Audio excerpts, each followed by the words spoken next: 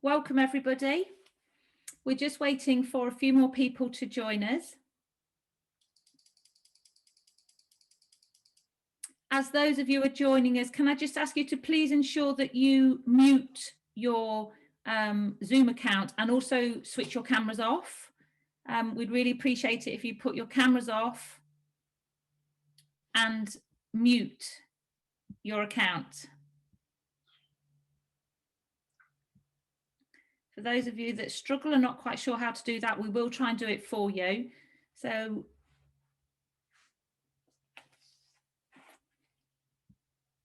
we've still got people joining, so bear with us. We just want to give them the benefit to hear today's webinar from the start. Again, just as you join us, can I ask you please to switch your cameras off and to mute? Really appreciate that. So I think if that's all right, I'm going to start today's webinar. Good afternoon, everybody. My name's Liz Darlison. I'm the Chief Executive of Mesothelioma UK. I'm also a consultant nurse at the University Hospitals of Leicester. So a big warm welcome to all of you as we start this first day of the partial lift on the lockdown that we've been experiencing. So I hope some of you have got some nice gatherings planned for later in the week, because it looks like we're going to have a bit of a spring heat wave for us all to enjoy. I'm absolutely delighted. This is the fourth webinar that Mesothelioma UK have arranged, and we have over 160 people registered to attend the webinar. It will be recorded and available on our YouTube channel, and so we welcome you to send the link round to your colleagues and share news and content from the webinar. If you have any questions that you'd like to pose to Anna, then please pop them into the chat. Julie Morton is in the background, and she and I are going to be collating those questions, and we'll be posing those to Anna at the end of her presentation. Our next webinar is on April the 26th, and we have the team from our Basingstoke Peritoneal National Mesothelioma MDT who are going to be presenting, giving us an update on peritoneal meso and the National Peritoneal MDT. So that's April the 26th, and it'll be back to our usual 4 o'clock time. And in May, we have Professor Didier Jean from France, who's going to be talking about heterogeneity in mesothelioma. And that webinar will be on May the 24th. There will be a link sent to all of you after today's webinar with an evaluation form, and we really appreciate it if you take the time to give us some feedback and some comments and perhaps suggestions for future content that you'd like to see. A little bit of Meso UK update. So our current Mesothelioma Matters magazine has just been released. We're absolutely delighted with the content. It's packed full of information and updates.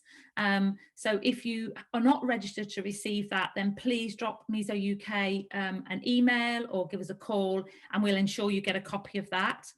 The last 3 interviews that we released through our social media and website, there was one with Chris Willis, who many of you will know, who is currently receiving treatment for his mesothelioma, and that's had over 2,500 hits. So an excellent interview, gives you great insight into what it's like to be on the mesothelioma roller coaster, and he's had some great benefit from his most recent treatment. So it's a very uplifting interview. There's also an interview with Kevin Blythe, Professor Kevin Blythe, who chairs the Scottish Mesothelioma Network. Carolyn McRae is leading that interview. So if you'd like to get an insight into how to organise your mesothelioma services really well, then I really urge you to look at that. And then the last one that was released was Lorraine interviewing me. I don't really recommend that one. But if you want to get a little bit of an insight into behind the scenes and the nursing and the history of Meso UK, then please do look at that. We have an Easter quiz this Thursday at 8 o'clock, backed by popular demand. Simon Bolton will be our quiz master. Goodness only knows what he'll be wearing this time. He was a Cupid, dressed as Cupid for our Valentine's quiz. I can guess that he's going to be an Easter bunny. And We've also, I'm going to give you a bit more update on some fundraising events we've got coming up later in the year. Without further ado, I'm going to hand over to Professor Anna Nowak. She is Director of the National Centre for Asbestos-Related Diseases and is the Australian PI for the DREAMER clinical trial. And I think she would really like people to know that her research really does span from bench to bedside, and this presentation is all about chemoimmunotherapy in mesothelioma. Thank you, Anna. Thank you, Liz, for that introduction, and it's just such a pleasure to be able to talk across the thousands of miles without having to hop on a plane. I am Director of the National Centre for Asbestos-Related Diseases, which was funded by the Australian Government to study mesothelioma, and we've just had our third recurrent lot of funding. We're a 35-person or so research team in Perth, Western Australia. And so now I'm going to try to move my slide. There we go. So I'm just going to ask if you can see my pointer on the slide, on the screen. I'm not sure. So basically this is Australia on the left-hand side, and Perth is somewhere right down the bottom corner of Western Australia. And where that black arrow is Wittencom, which is the asbestos mine that led to an epidemic of mesothelioma in Western Australia. And you can see with the next slide over that it's an area that really is very beautiful, if harsh, and there's lots of lagoons and waterfalls in winter, very dry in summer. But unfortunately, people went up to mine and mill blue asbestos, crucidolite asbestos, in the 1950s and 1960s, and they took their families up with them. It was a pretty harsh and inhospitable environment, so a lot of people just stayed for a few months or a couple of years, and for fun they did things like play in asbestos sand pits, race horses on an asbestos track, do sack races on an asbestos racetrack. So of course this led to a lot of people being exposed to asbestos fibres. The town has now been taken off the map, so you can't find it, although people do, and there's a handful of people still living in Wittencom, but all the services to the town have been removed. But look, we're here to talk about chemoimmunotherapy, and obviously giving you some background as to why someone in Perth, Western Australia, and in fact a team in Perth, Western Australia, should be so interested in mesothelioma. Look, it seems like a long time ago now, 2013, that Science magazine called cancer immunotherapy the breakthrough of the year. And on the right-hand side of this screen, I'm showing a T cell, which is the sort of cell in the immune system in the body, which is most responsible for identifying and eliminating cancer cells. So these T cells have on them some proteins or receptors that either give a stop signal or can give a go signal.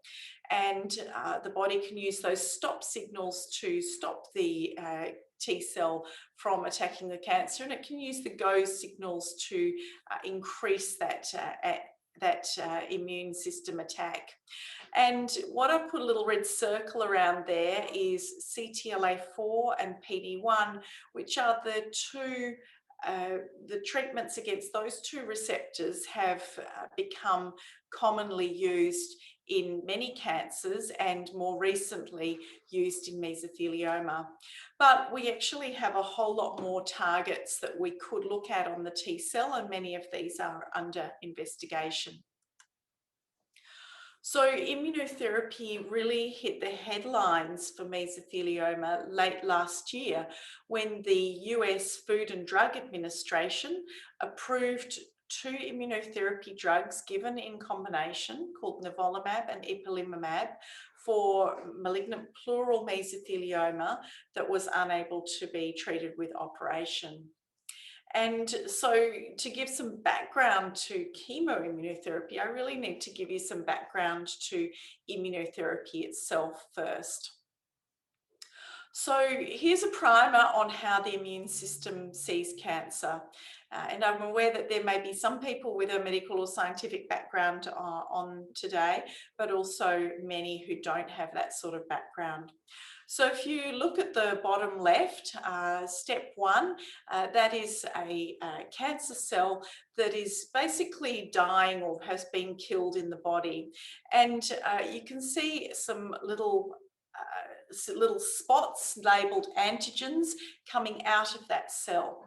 And these are the markers that the body is able to recognize and say, gosh, that looks a bit like something that is supposed to be there, or that looks like something that is not supposed to be there. If it looks like something that is, well, whether it looks like something that's not supposed to be there or not, step two can happen. And that's when an immune cell called the dendritic cell can take up some of those proteins, the antigen, and then go through to step three, which is passing it on, giving a signal to the T cell, the cancer killing cell. And if that dendritic cell and that T cell interact in the right way, then that can lead to step four, which is growth of T cells. So it can go from one to many and then move through to the tumour. Once it's in the tumour, step five, it's able to then kill the cancer cells.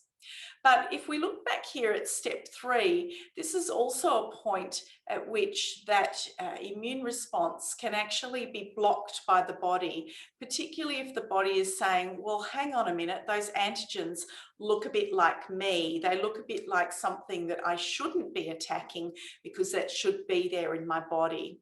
And this is one of the difficulties with cancer and the immune system, is that the cancer actually looks a lot like the person it comes from to the immune system. So this is where we have to break that down to allow immunotherapy to work. So when we look at immunotherapy for cancer, if we're at the top left here, I've got a cancer cell and a T cell, and you can see those little red arrows, PD1 and PDL1, so two sides of the same interaction. And if that interaction is left unchecked, so the grey arrow, no anti-PD1, then the cancer cell can essentially turn off the immune response. However, looking at the bottom row of this figure, when you've got the cancer cell and the T cell, but you block that PD1 with drugs such as nivolumab, Opdivo, Keytruda, then those T cells can actually get the signals that they need to grow and divide and become many more. So putting that in another way, and then even if you do get your army, having an army isn't enough. The general needs to tell your soldiers what to do. Your soldiers then need to be able to march through to the battleground where the cancer cells are, and then they need to be able to deploy their weapons. So something can go wrong with your immune response at any point along the way here. The cancer cells don't just surrender. The shields, the PD-L1, act as brakes to the immune system, as I've said before. That anti-PD-L1, the immunotherapy treatments, actually make them drop their shields. Okay, so the other thing I just want to give a little primer on, because this is important to understand some of the things that I'll be sharing, is what we call survival curves. And this is one of the ways in which we know in oncology whether a treatment has made a difference or not. So if you look at the curve on the left, you'll see the red line, and let's say that's the old treatment, and you'll see the blue line, let's say that's the new treatment, and they are right next to each other. So what that means is that the new treatment has not given any difference, has not helped people live longer than the old treatment. The curve on the right shows a lot of space between those two, and that is showing that large difference that the new treatment in orange or red, has actually resulted in people on the new treatment living longer than the people on the old treatment, represented in the grey. And down the bottom, we've got the number of months. And when you look right at the far right of each of those curves, you can see what proportion of people are still with us that many months down the track. So I also acknowledge that some of these numbers can be a bit confronting.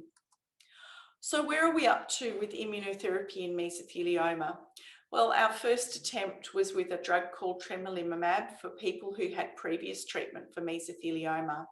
And yes, that is actually the curve that I said showed no difference. Tremelimumab unfortunately did not give people with mesothelioma any benefit over a placebo, so no treatment, but given as water in through the veins alone. The next thing we tried was immunotherapy using just one drug.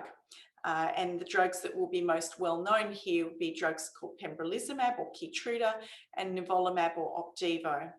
And most of these people were those who'd had previous treatment for mesothelioma, and some of these trials started 5 to 7 years ago, and they had no comparison group. So we just treated everybody with that treatment and measured whether there was any shrinkage in the tumour.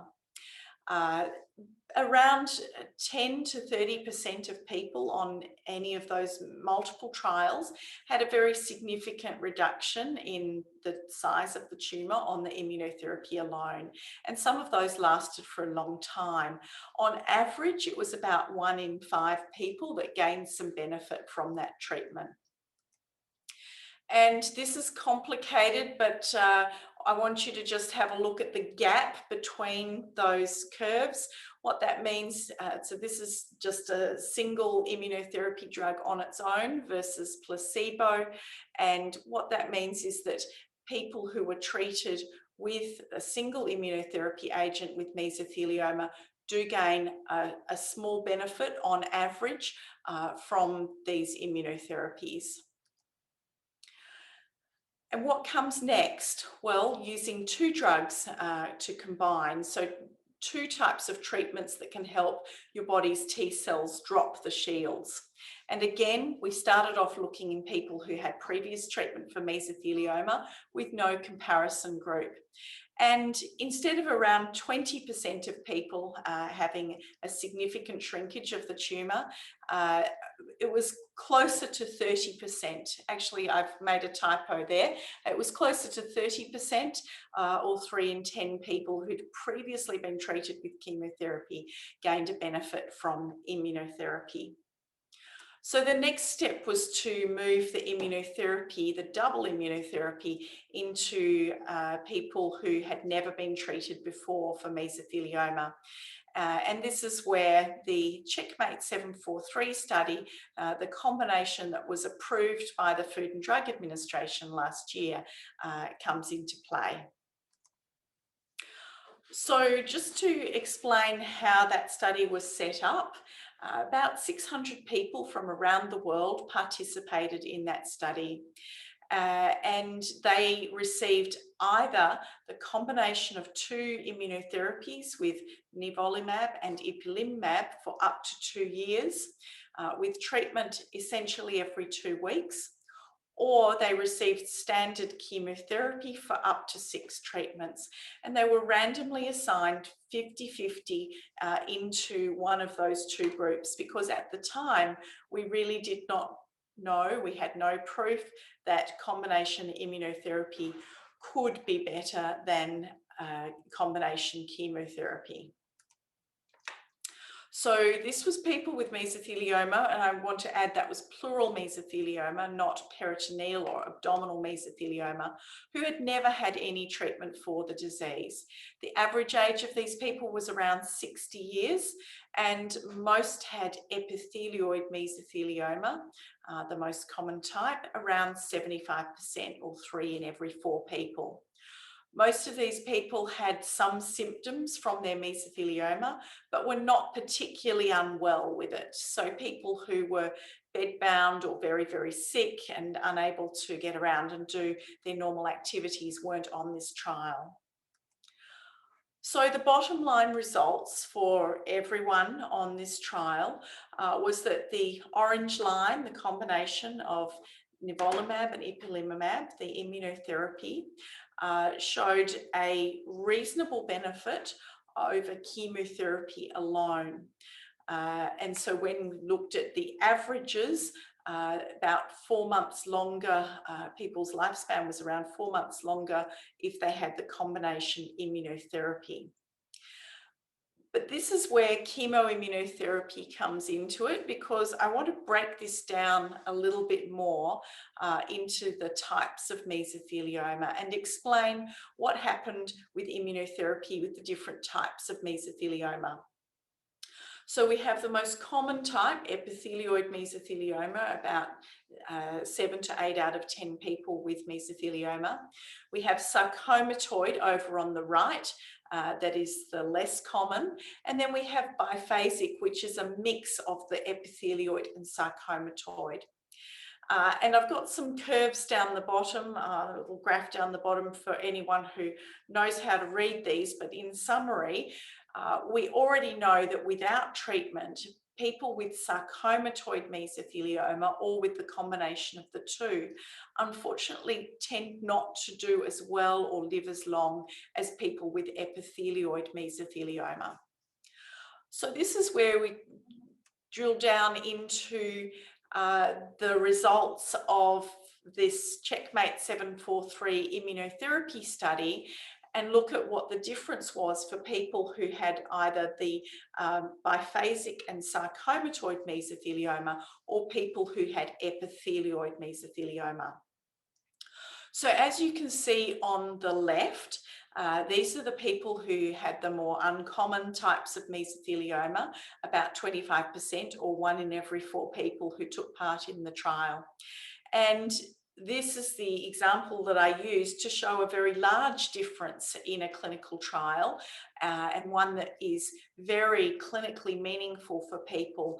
And the bottom line here was that people with the sarcomatoid or biphasic mesothelioma actually had a doubling of their survival or lifespan on average when they were treated with immunotherapy rather than chemotherapy. But here on the right, you can see another curve where there is very, very little difference between the orange, the new treatment, and the grey, the older treatment. And these are people with epithelioid mesothelioma who appear not to benefit particularly much from double immunotherapy. And when we place over this the overall results, what's happening is that these results, the difference that we do see, is being driven by the very large difference for people with sarcomatoid and biphasic mesothelioma, and then diluted by the very small difference for people with epithelioid mesothelioma. So here's where I get back to some science. So when I talked about those shields, that was the interaction between PD-1 and PD-L1 between the T cells and the tumour. Now the tumour can actually have this PD-L1 on it, and it can have a lot of PD-L1, it can have very little PD-L1, or it can have somewhere in between. Now, some other cancers, for example, some types of lung cancer, can have a lot of PD-L1 on their cancer cells.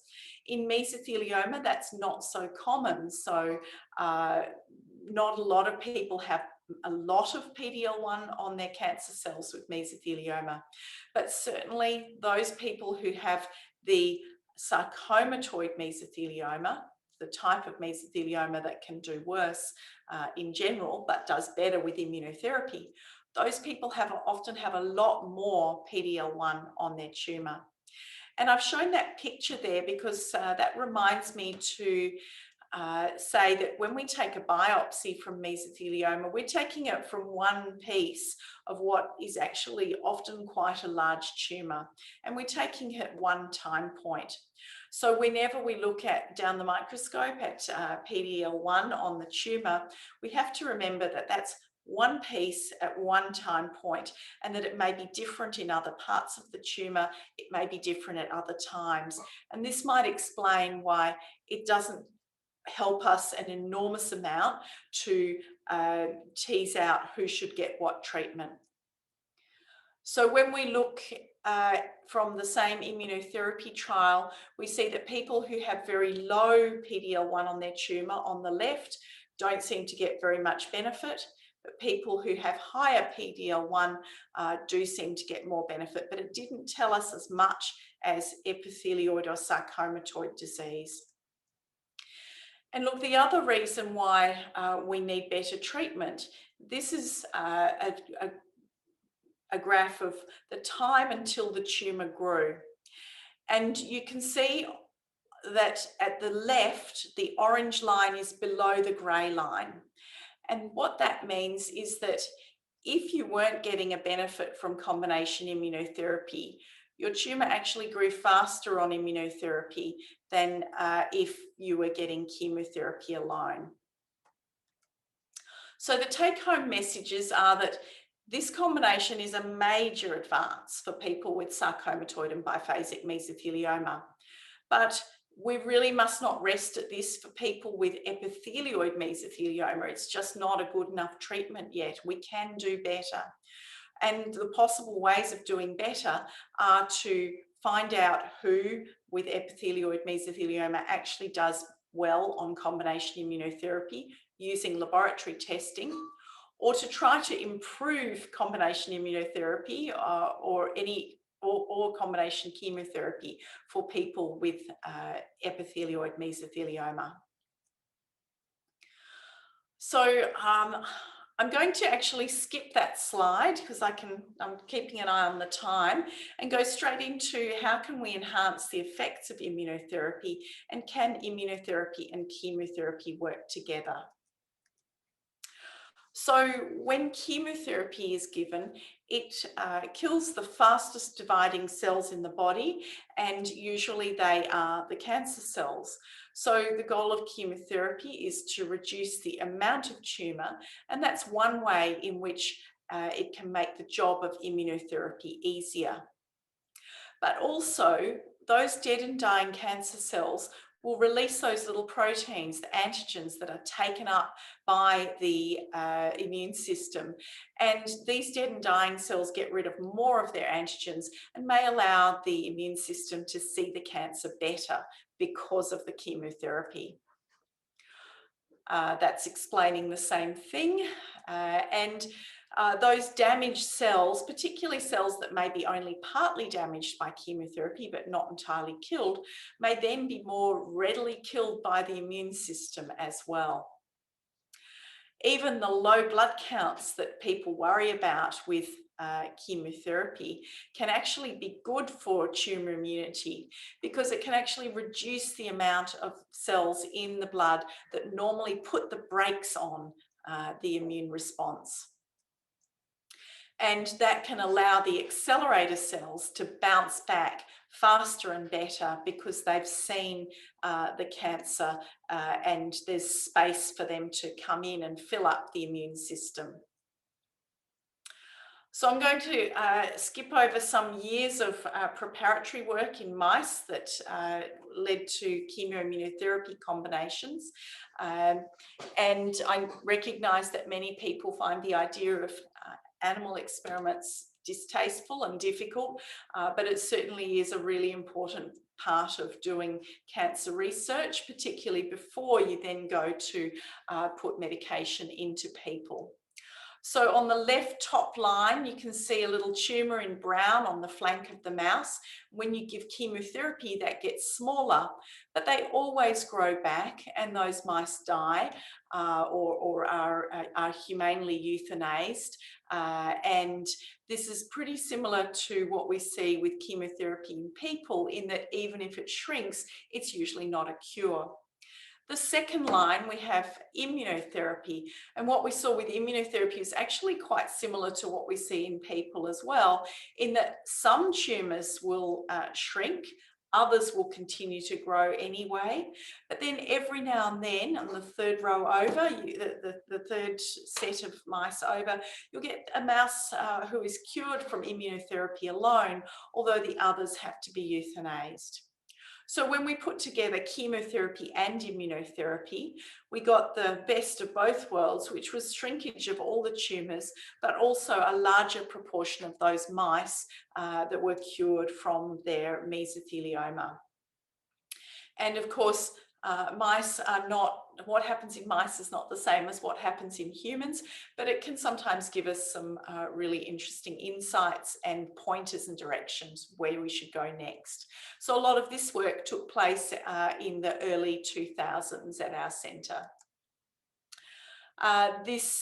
For anyone who wants to see more about the animal the experiments, is that where it says P less than 0.05. Those are the mice that survived long term with the combination with immunotherapy.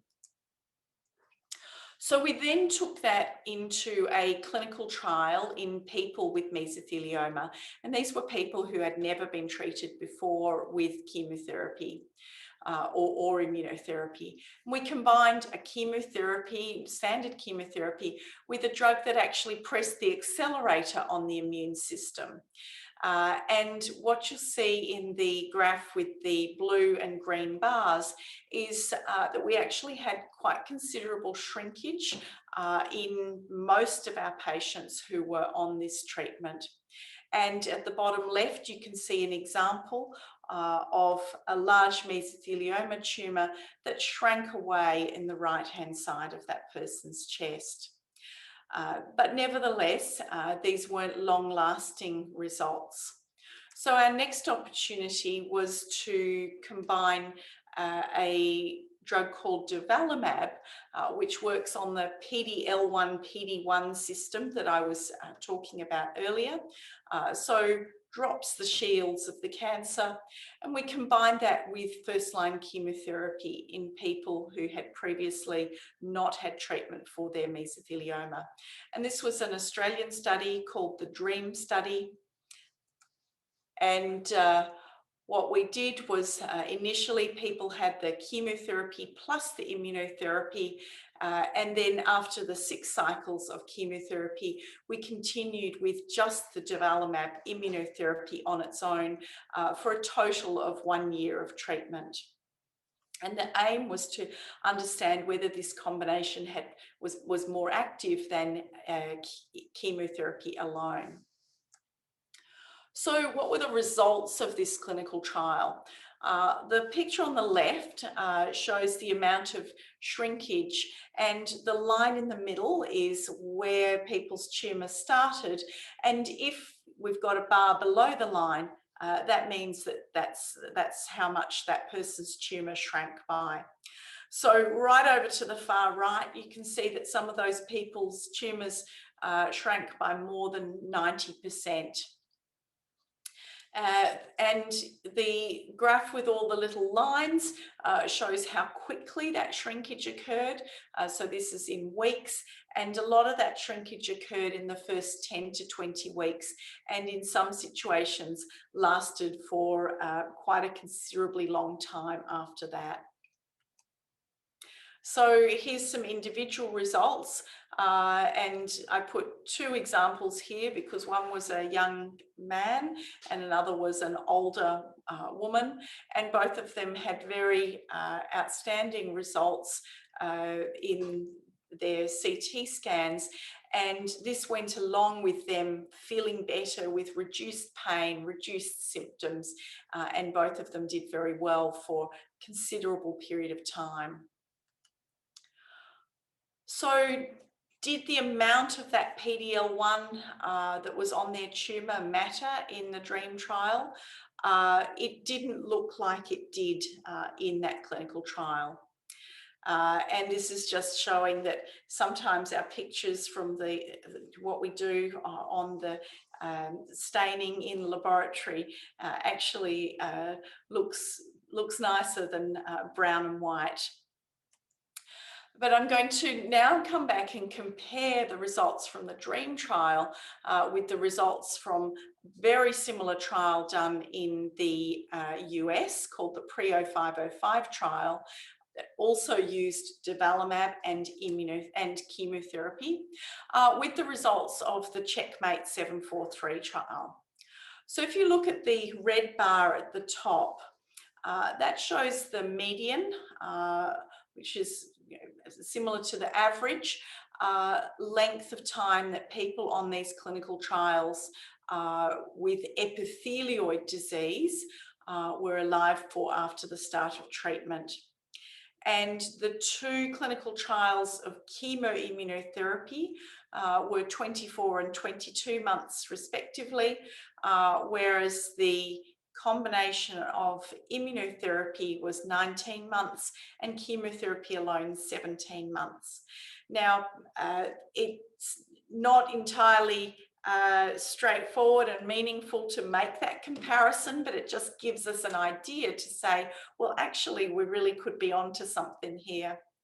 The lower red bar shows what happened in people who had non-epithelioid disease, so the sarcomatoid and biphasic mesothelioma. And here, the combination of chemoimmunotherapy, for whatever reason, was not doing so well. So whereas that combination of immunotherapy meant that people were alive for 18 months after the start of treatment, with combination of chemoimmunotherapy, they did no better than people on chemotherapy alone. So this has led to the DREAMer clinical trial, which is again combining the durvalumab and chemotherapy, but this time in what we call a phase 3 trial. So we will be able to compare people who have the combination with immunotherapy to people who have chemotherapy alone.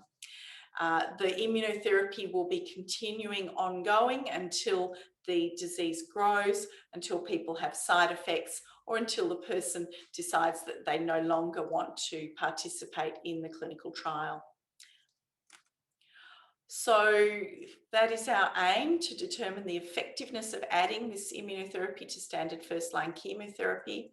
And I'm going to skip over this, but we're particularly interested in how does it improve how long people live for. But we're also interested in understanding what are the side effects, how does it affect quality of life, do people spend more or less time in hospital, and what are the costs of this very costly therapy versus the benefits. This trial is open to adults who have had a biopsy diagnosis of mesothelioma and who aren't having a surgical resection. We need to be able to measure their disease on a CT scan, and they can't have had radiotherapy to those areas. We need to have that biopsy available because that is going to the laboratory for further testing. And they also need to be relatively well. We're not able to take people who've only had the diagnosis made on fluid or some other sorts of biopsy. Importantly, there are other combination trials that have been going on in Europe, including in the UK. The BEAT-MESO trial has been ongoing and may actually be finished now in the UK, and another Canadian trial. So I'm just going to finish off with a few musings on what is the way forward. And let's say in the middle here, we have these immune checkpoint inhibitors, because I think they are going to be a really important part of any of our treatment going forward. But we have the opportunity to combine them with a whole lot of different agents. We might be combining them with chemotherapy, but we also need to wonder, what is the role of anti-cancer vaccines? What's the role of radiation therapy? What's the role of other sorts of checkpoint inhibitors and CAR T cells? So I quite like this quote, which is, invention consists in avoiding the constructing of useless contraptions and constructing the useful combinations, which are in infinite minority. So I think there's going to be a lot of work for us to work out which of these combinations are our useful combinations and not the useless contraptions. Part of understanding which are the useful combinations is using laboratory studies. So it's really important that all of our clinical trials have samples of blood and samples of tumour from people, so that we can get further forward for the next generation of people who will develop mesothelioma. And immune monitoring for clinical trials is tricky, because the things that are simple may not actually give us the most information. The things that are affordable may not be the most detailed and novel. And so we're always looking at, what can we actually afford to do? What can we ask the patients to participate in? Biopsies are difficult, blood is easy. And what is new and exciting and interesting, however, can we afford that? So is this the future? Is the future that we take a picture of somebody's tumour, and we take that tumour in the laboratory, we take the blood tests as well, and we construct a network of understanding of that individual's tumour, their general immune status, what their PD-L1 is on the tumour, what their general health is. We put all of these in together, tumour characteristics, immunological characteristics, the clinical characteristics of that person, and come out with a combination recommendation. And that's what I'd like to see well down in the future. We are not there yet. We're possibly more in the middle section here, what's called stratified medicine, where maybe we should be using different treatments for people with biphasic and sarcomatoid mesothelioma. Should definitely get combination immunotherapy. But people with epithelioid mesothelioma, maybe they should be looking at going on clinical trials of combination chemoimmunotherapy. And then hopefully one day we'll get to the far right of that, personalised medicine, where we're able to individualise the treatment with immunotherapy, chemoimmunotherapy, or other combinations. So my take-home messages, one size fits all is unlikely to be the best treatment, and probably isn't even the best treatment today. Clinical trials are the way forward. They're the best way to test combinations. We can do tests in mice, but they don't give us really full, reliable answers for what will happen in real people. We absolutely need to continue to take laboratory testing from those clinical trials to help understand who benefits the most.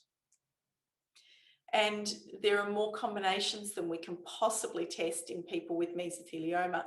We need to understand what are the best combinations in other cancers, and we need to get back to the laboratory.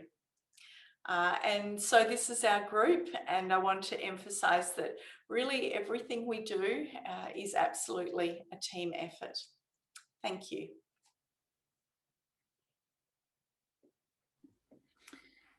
Professor Nowak, thank you so much for that presentation. We have had a few questions come in, and I would like to pose the first one of those that's come from Mavis, who has asked if you have had a good response to immunotherapy, but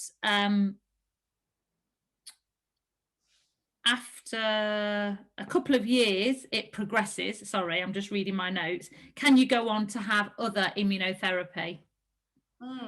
That's a really good question, and it's one that we don't fully have the answers for yet. I think intuitively we would wonder whether adding a double immunotherapy in somebody who's had a single immunotherapy might help give the immune system an additional kick along. We might also intuitively wonder whether adding chemotherapy to immunotherapy would again do all of the things that chemotherapy can do to benefit immunotherapy and wake the immune system up again. Unfortunately, we don't actually have strong clinical trial evidence for any of that yet. There are many unanswered questions there. But yes, intuitively, those may be reasonable solutions for people to discuss with their doctor. Lovely, thank you. And another question that's come in is why were peritoneal patients not allowed access to the DREAM studies? Yeah, so one of the difficulties is that people with peritoneal mesothelioma are only about 1 in 10 people with mesothelioma, and peritoneal mesothelioma is also very, very difficult to measure on scans. So it was really important for being able to interpret the DREAM study that we were able to measure the disease. And the other challenge is that some of the regulatory authorities, like the Food and Drug Administration or the European Medicines, the EMA, want clinical trials to be done in a very pure population of people. So people with peritoneal mesothelioma have really suffered from not being part of many of these clinical trials, and it would be wonderful to see some worldwide initiatives to do more clinical trials for people with peritoneal mesothelioma, but in their own right, rather than just as a part of pleural mesothelioma. So I also don't think that we can assume that they're the same disease, even though they've got the same name. Yeah, thank you for that. I guess it's there's a little bit of a plea there on behalf of peritoneal patients, but we have got a session next month with one of the surgeons from our National Peritoneal MDT, and I guess that's something we should pick up with him. What is the current first-line treatment then for people diagnosed with mesothelioma in Australia? The combination of immunotherapy, ipilimumab and nivolumab, has not yet been approved by our pharmaceutical benefits scheme, so it's not freely funded, although that sort of approval is underway. We can still access that combination sometimes or often for people with sarcomatoid or biphasic mesothelioma. I think the DREAMer clinical trial is actually open at around, it's probably 10 sites now, but it will be opening at 30 sites around Australia. So for those who aren't able to access immunotherapy in other ways, we're certainly hoping that they will be people who can participate in the DREAMer study. And I think because that's going to be open at almost every key mesothelioma site around Australia, participating in the DREAMer study is almost going to become our standard first-line treatment over the next 12 months for people who are comfortable to participate in a clinical trial. Just to remind people in the UK, so Ipi-Nivo, that doublet combination that Professor Nowak referred to, is currently available through the Early Access to Medicine scheme. So that means that your treating team have to apply for access to it, and it is hoped that it will be reviewed through a technical appraisal by NICE, so go through the NHS approval process later this year. So it is available in the UK, but through an early access. Prior to that, we had compassionate use, which sounds like it's something similar to what you're able to access currently, I guess. And on the note of sites for DREAMer, love the names of your clinical trials, much better than a long, list of letters and numbers. So we like DREAMer. So 10 sites currently open in Australia, hoping to get up to 30. Is it going to go global? And we have people on the call today from Northern Ireland, Scotland, Wales, who have missed out on international studies where, you know, people tend to go to the English-based centres. So is it going international, and how many sites can we hope to get involved from the UK? Because we're so very good at recruiting in the UK, as I'm sure you're aware. Yes, absolutely. So when we were developing DREAMer, it is a collaboration between the US group, PreCog, and the Australian group, TOGA, Thoracic Oncology Group of Australia. So we have 30 sites in Australia and New Zealand and 30 sites in the US. And because we're just starting up, all of those sites will be coming online within the next 3 months or so. When we were initially starting to discuss the trial, we did reach out to a number of sites in the UK and Europe, and at that time we were told that you had other studies open at the time. Probably Beat Meso was one of them, and that didn't have room in the trials portfolio for DREAMer. However, very, very recently, some of your investigators from, in fact, outside of England, have reached out to us and said, look, is there any chance that we might be able to participate in DREAMer? So we're just starting to look at that. Unfortunately, the cogs turn slowly when you're thinking of international collaborations, legal agreements, shipping of drug, getting things through ethics. So I feel as if even if we were to all agree to do this tomorrow, it would probably realistically be about 6 months before any sites were open.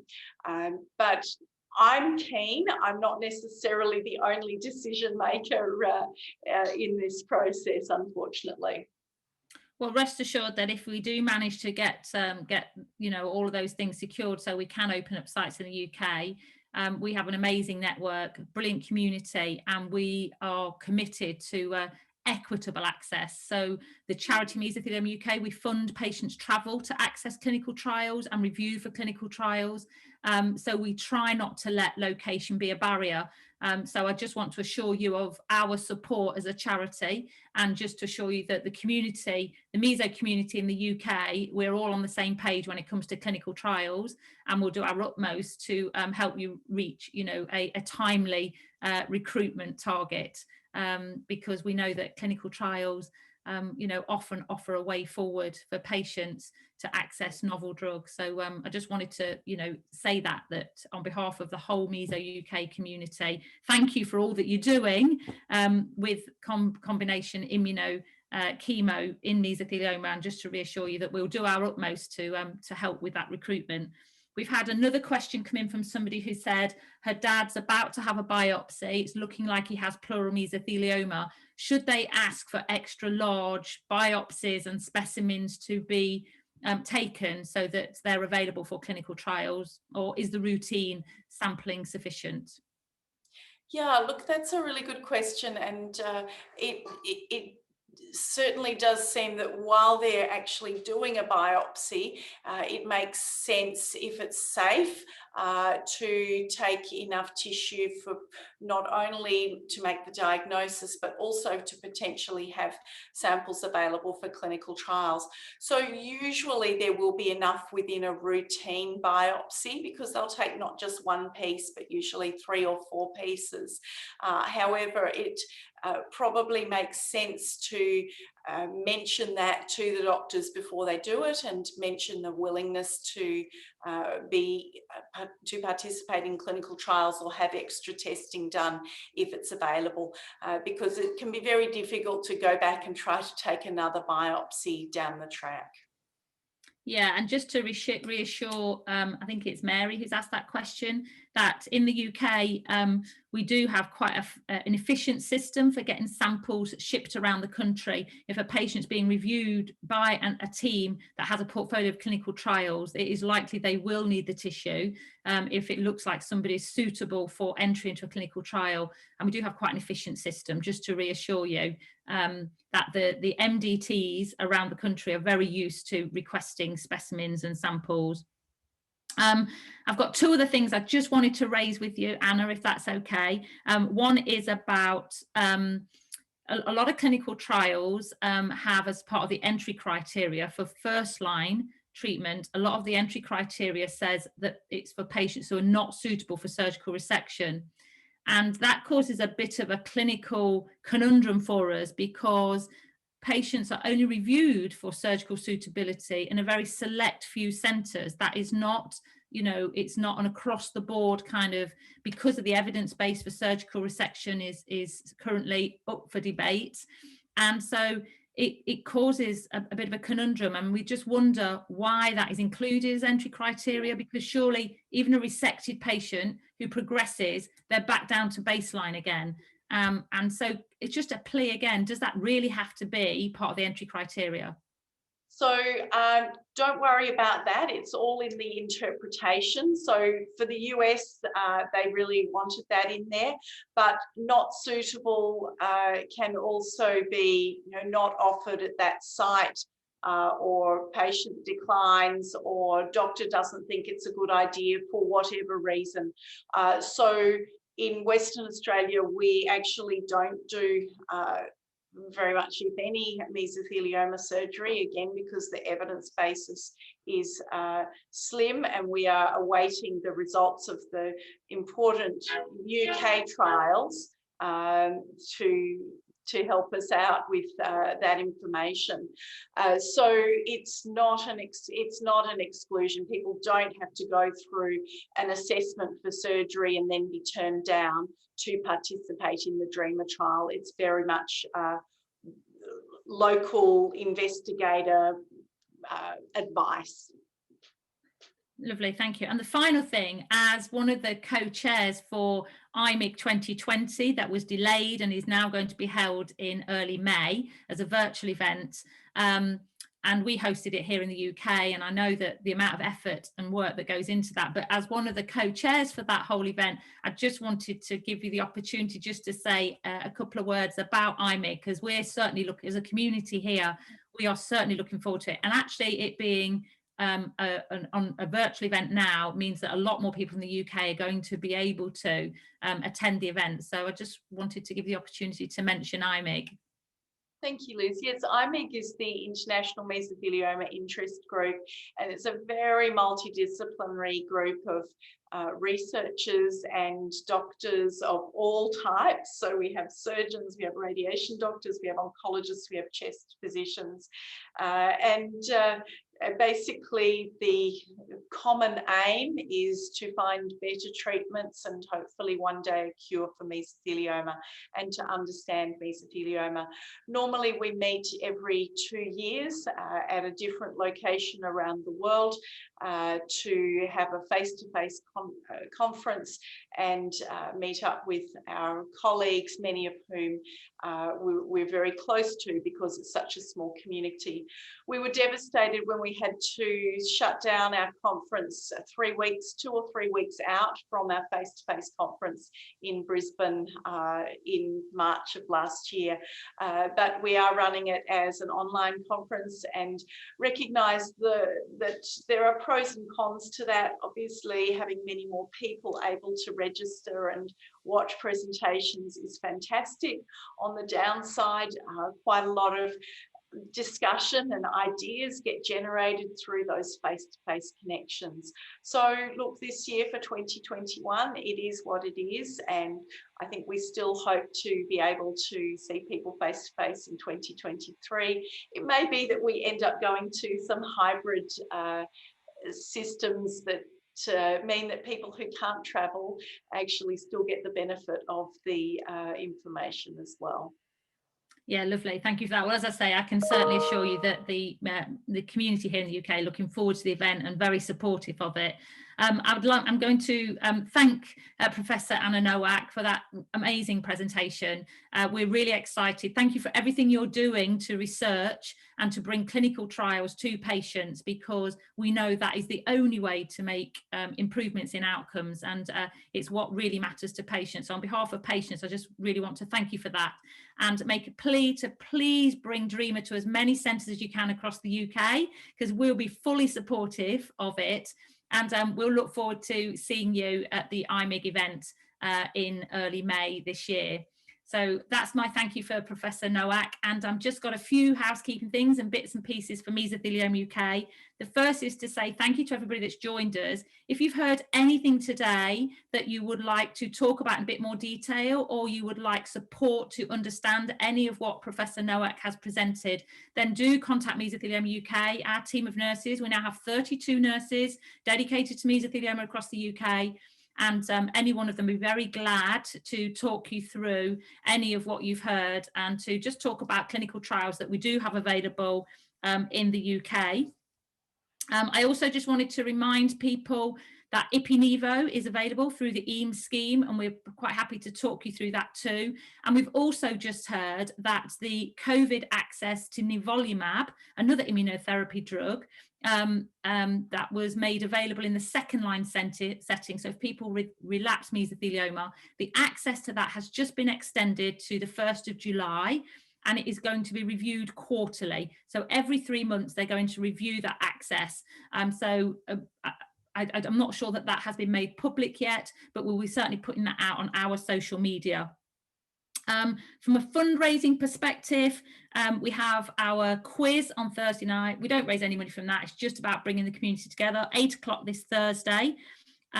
We have the lottery. Please sign up for the Meso UK lottery. It's £1 a ticket and it supports us. We've also been pushing people, encouraging people to become a friend of Mesothelioma UK with a monthly donation. May sees our muffins for meso that will be launched later, halfway through April. And the fundraising team have also asked me to make a plea for people who fancy joining in the Kilt Walk. So this is www.kiltwalk.co.uk, and Meso UK is registered with that fundraising initiative.